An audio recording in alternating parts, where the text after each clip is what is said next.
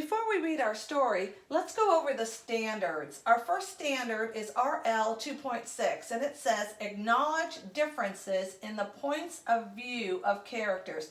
Now I've underlined points of view of characters because you're going to be seeing a couple of these words again as we go through the rest of the standards. So I want you to be thinking about that as we move forward.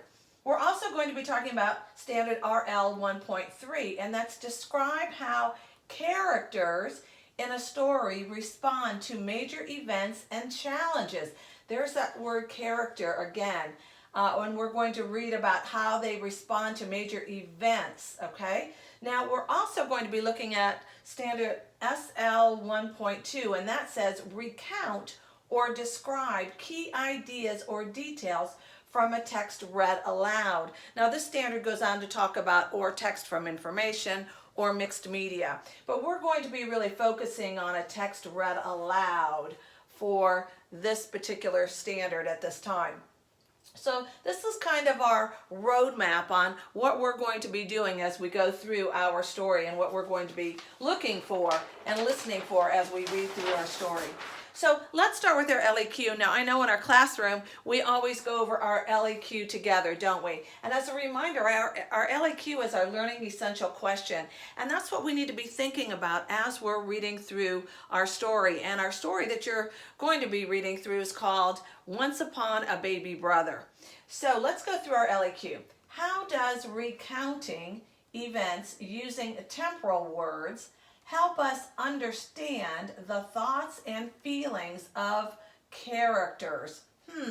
You know, I've boxed in a couple of words. One word I boxed in is recounting. You know, we've had that word before, and I got to thinking about how you've described that word to me in the past. And you've told me that recounting means to tell about.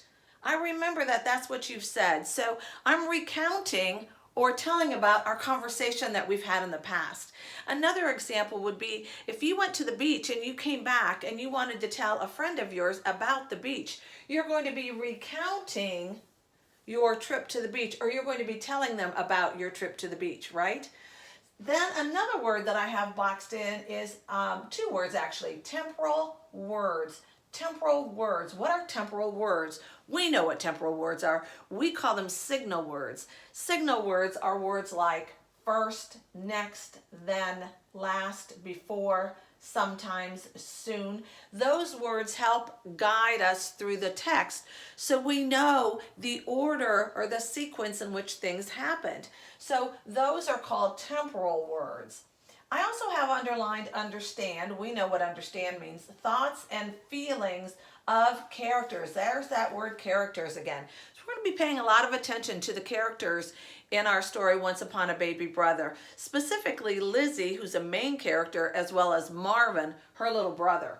So let's read through it again. How does recounting or telling about events using temporal words, first, next, then, last, help us understand the thoughts and feelings of the characters? And you may see in this story how the characters might start out feeling one way, and then they end up feeling a little different when we finish the story. So before we start reading though, let's go over our vocabulary words, because we always do that before we start a story too, don't we? Our first vocabulary word is brainstorm, and brainstorm is a sudden inspiration or idea. So I have a picture here of a group of people, and they're kind of huddled together talking, and that's what brainstorming a lot of times involves. It involves maybe you might be talking to your partner. You know, when we break into our pairs and you get with your partner and I say number one does this and number two does that. Well, you guys are brainstorming ideas or brainstorming an answer to a question that I may have asked. That can involve just a couple people. It can involve a group of people, or you know what? You can brainstorm on your own too. So it's just really thinking about ideas. Our next vocabulary word is the word rare. Rare means something that's very uncommon. So I have a picture of a supermoon because a supermoon is something that's we don't see very often. It's uncommon. So we could also say that it's rare. Another word you're going to see in your story is the word inspiration. And inspiration is something that moves someone to act or to create or to feel emotion. So an inspiration might be if you've got to come up with an idea for a story, right? You need an inspiration. What's going to give you that idea? What's going to help you with that idea? So inspiration is something that helps move you or helps create emotion in you. And then here's another word that we're going to be reading about, reading in our story, and it's the word paralyze. And paralyze is not to be able to move all or part of your body. So all of a sudden you just can't move. Now I have a picture of this dog because that dog is stopped in its tracks, right? It's like paralyzed because it sees, I'll bet you, its owner with maybe a treat in their hand, and that dog really wants that treat. So that dog is just paralyzed and just standing there, sitting there looking up, right? All right, our next word is deadline, and deadline is a date or a time by which something needs to be done. So sometimes in the classroom, when you're doing some work in the morning, I might say, you need to finish up your work by lunchtime.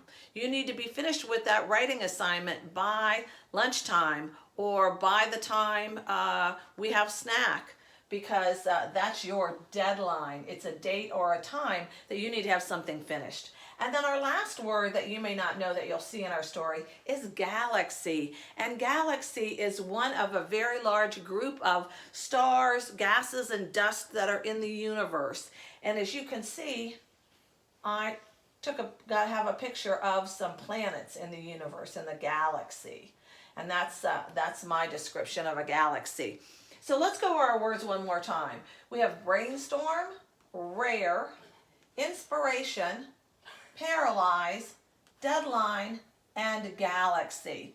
Now, you're going to have an opportunity to use these words, 3 of these words, in your assignment. So after you finish listening and watching this video, you're going to click down below and you're going to see an assignment in Nearpod. You're going to click on the little square rulers, and that's going to take you to your vocabulary assignment. So I hope you enjoyed our little video this morning, and I'm looking forward to seeing the answers on your assignment. Bye now.